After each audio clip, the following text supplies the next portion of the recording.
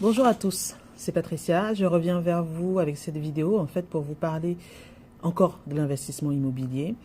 Et en fait, j'avais fait une vidéo où j'expliquais que l'immobilier donc était accessible à tout le monde, n'était pas compliqué, était simple à faire. Mais attention, je voudrais aussi vous informer que même si effectivement l'immobilier est accessible, n'est pas compliqué et facile à comprendre et à mettre en œuvre, il n'est pas fait pour tout le monde. Effectivement, l'immobilier est ouvert à tous, mais n'est pas fait pour tout le monde. Je m'explique. Si vous pensez par exemple que l'immobilier va vous permettre de vous enrichir en quelques mois, c'est un peu compliqué. C'est-à-dire que oui, effectivement, vous pouvez vous enrichir rapidement avec l'immobilier, mais il va falloir travailler dur.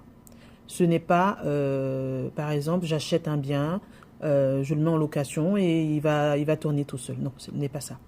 Si vous pensez que l'immobilier, euh, comment dire, vous allez pouvoir mettre un bien en location sans faire de travail derrière, non. Il y a beaucoup de travail derrière. La recherche du bien, les visites, la négociation auprès du banquier. Il y a aussi tout ce qui est relation avec les locataires. Est-ce que vous êtes prêt à négocier avec le locataire, faire les visites, intervenir quand il y a une réparation à faire, intervenir quand un loyer n'est pas payé, la négociation avec le locataire, la mener à pouvoir régler sans problème ou sans comment dire, ou sans énervement à payer son loyer. Est-ce que vous êtes prêt aussi à tout ce qui est déclaration d'impôts, à faire toutes les démarches administratives, en fait, à gérer l'humain, tout simplement. Est-ce que vous êtes prêt à gérer l'humain? Est-ce que vous êtes prêt aussi, quand vous gagnez de l'argent dans l'immobilier, comment dire, à réinvestir tout dans votre capital immobilier?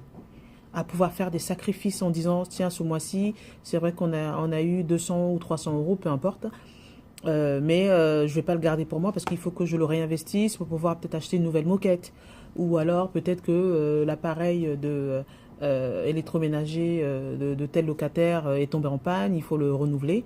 Donc tout ça, c'est des sacrifices, des choses que vous devez faire accepter de le faire pour pouvoir gagner plus tard. C'est-à-dire, comment dire, euh,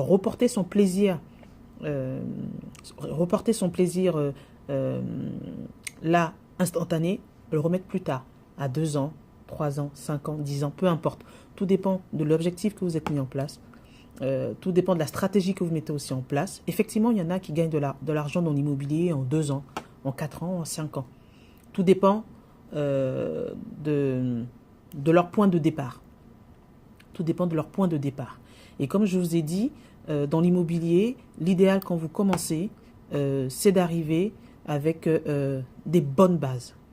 Des bonnes bases. Se former, aller poser des questions à des gens qui ont déjà fait l'immobilier, qui se sont déjà intéressés à l'immobilier, qui ont réussi dans l'immobilier, parce que dans l'immobilier, il y a des choses qu'on ne vous dit pas. On va vous dire effectivement, vous allez voir des vidéos, oui, comment gagner 24 000 euros en 2 mois, ou j'ai gagné 100 000 euros. Oui, ça paraît facile. Il y a des gens qui le font. Mais on ne nous explique pas forcément comment dire, la partie émergée de l'iceberg. Immergée de l'iceberg, pardon. On ne vous explique pas la partie immergée de l'iceberg. Effectivement, dans l'immobilier, il y en a effectivement qui réussissent rapidement, mais il y en a beaucoup qui ont des difficultés. S'ils n'ont pas prévu, par exemple, de mettre 3 à 6 mois de loyer en cas d'imprévu, en cas de panne d'un appareil où le locataire ne paye pas, ils peuvent avoir des difficultés. Si les impôts, s'ils ont mal fait leur déclaration d'impôts et que les impôts leur demandent de payer le retard, ils peuvent avoir des difficultés. Donc l'immobilier, il faut vraiment se renseigner avant de commencer, se former, poser des questions auprès des notaires, auprès des gens qui ont déjà investi, c'est très important. L'immobilier est facile quand on connaît les bases et quand on connaît sa stratégie, mais n'est pas faite pour tout le monde, parce que tout le monde n'a pas vocation à être investisseur immobilier, tout le monde n'a pas vocation à être entrepreneur. Il y a des gens qui veulent juste acheter un bien immobilier, leur résidence principale, et s'y installer simplement. Et puis il y a des gens qui vont dire, bon, en plus de ma résidence principale, j'ai envie de gagner de l'argent, de faire vraiment du vrai business sur l'investissement immobilier, qui vont acheter au fur et à mesure, qui vont mettre en place des stratégies pour acheter plusieurs appartements, qui vont mettre en place des stratégies pour être rentables peut-être au bout de 5 ans ou de vivre de leur immobilier. Et puis souvent, la plupart des personnes qui font de l'immobilier ont aussi des activités à côté, notamment dans l'Internet ou sur la bourse. Donc c'est vraiment se renseigner avant de se lancer. Donc voilà, c'est ce que je voulais vous dire.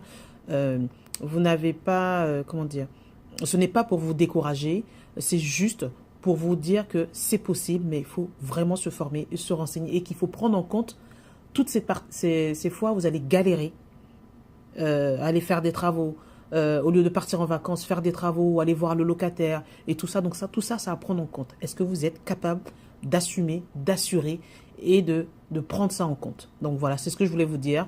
Si vous avez aimé cette publicité, si vous avez aimé cette petite intervention, mettez un pouce bleu, partagez ma vidéo et n'hésitez pas à me poser des questions sur des sujets que vous voulez que je partage avec vous. Voilà, à bientôt. Au revoir.